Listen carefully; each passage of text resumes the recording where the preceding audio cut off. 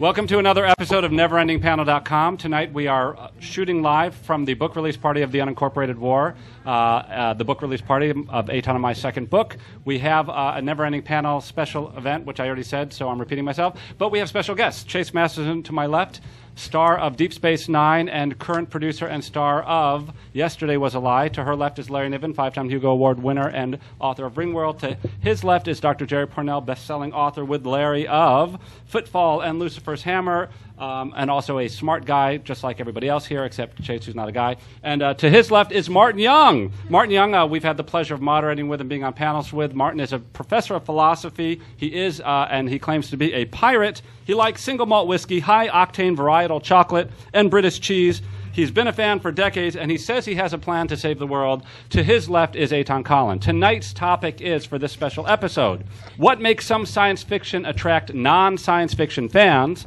while other science fiction does not? I open it up to the panelists.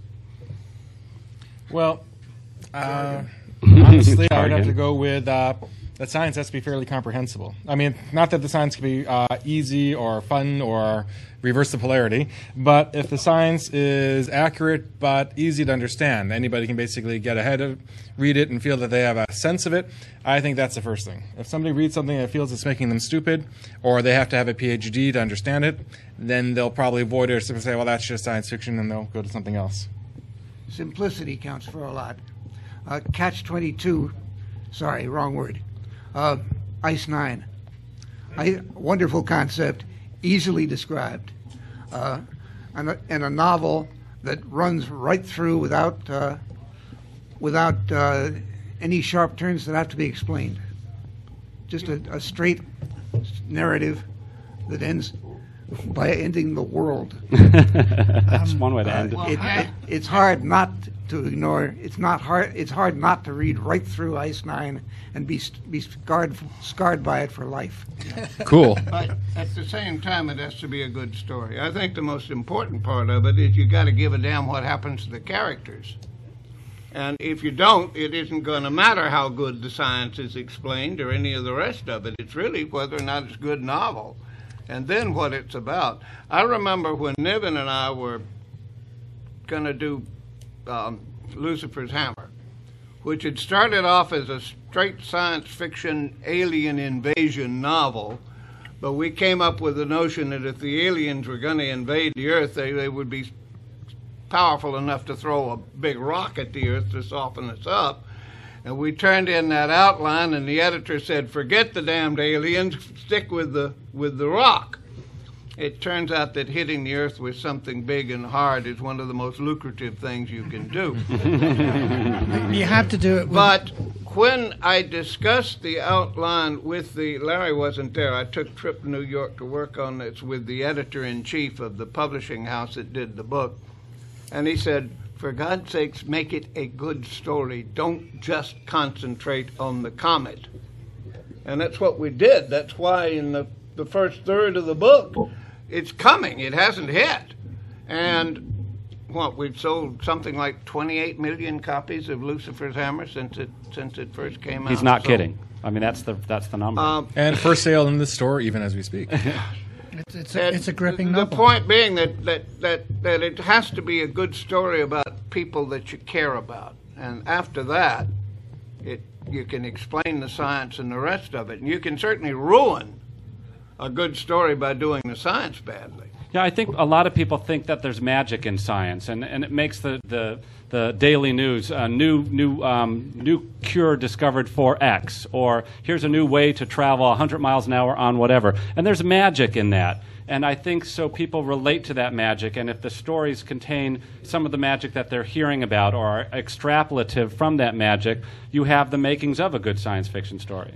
What drew me to science fiction was the startlement of finding myself in a whole new world, a whole new universe where the rules were different and the texture of the world was different, and it was an involving world. I remember Larry's novel A Gift from Earth really startled me. It was, wow, this is different. I'm somewhere I've never been before, and that's opening up the mind.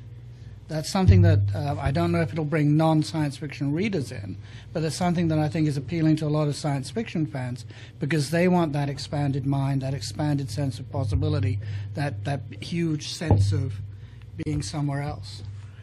That Yes. touch of strange is what draws everybody in, including the mundanes. Mundane is a word used for anybody who's not a science fiction fan or part of fandom, just so you know. It not in public. Shh, that's a secret. Yeah. It, Edit that out. Edit that out. it does or it doesn't, though, because you can write stories that will win Hugos, that will sell hundreds of copies. And that's the problem. If every fan who ever lived bought every book we ever wrote, we would starve to death. Or have to have another job or be a trust fund kid like Larry. But It's still the touch of strange. But- It's just that sometimes your story doesn't draw the reader into the touch of strange unless he's an experienced science fiction reader. Chase, you had again, a- my favorite example on that is Nature magazine recently had a 25th anniversary of Lucifer's Hammer. They had a big feature. Now, this is Nature. That's a big, hardcore, hard science magazine. And they did a big feature review of a 25-year-old book. Do they start with the comet, which I worked my tail off on, and getting the orbits right and the kinetic energy right? They did not. What did they start with? They started with that damn surfer that Niven stuck into the middle of it. This guy surfing on the ultimate wave, which I'd never have thought of in my life. Now, that has nothing to do with science. But it sure was the touch of strange. That's the reason we work well together. He put that in the wrong part of the coast. It wouldn't have made the big wave that he wanted. So I had to move the dang wave. All right, I'm breaking in to let Chase break in. Go ahead. I was just going to say, I think it often depends on the author having a very clear vision of who he wants to speak to and what he wants to say, more so than how he wants to say it. These gentlemen so wisely said, I'm having a great time listening. But, it certainly is about story and writing about people, about things that people care about and people that people care about.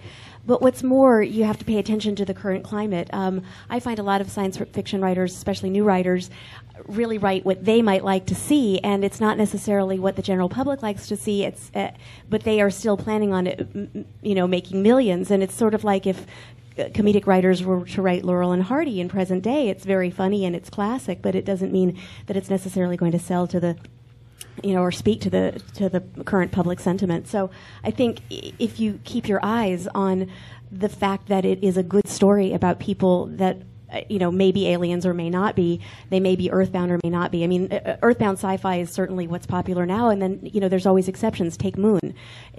That may have been off-putting to some mundanes, but at the same time, I think it opened a lot of people up to what science fiction is really like because you cared about that man, and I think it's because the author cared about him that it was popular, not because he set out to write a great piece of sci-fi. Right. I mean, that might be a little secret about science fiction is that if you put too much science in your science fiction, no one's going to read it because ultimately what Jerry was saying is correct. It has to be a compelling story.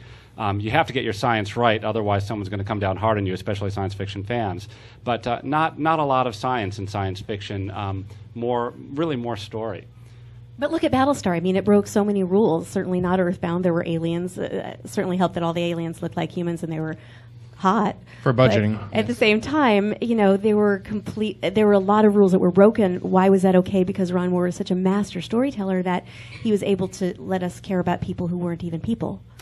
Well, that about it wraps it up for us in terms of our time, and we'd like to thank our special panelists for being here. If you felt that we didn't cover something that we should have, please comment below and tell us what we got wrong. When he says comment below, he's talking about the web, just in case you missed that. Thank you very much for being here. That about wraps up this episode of NeverEndingPanel.com.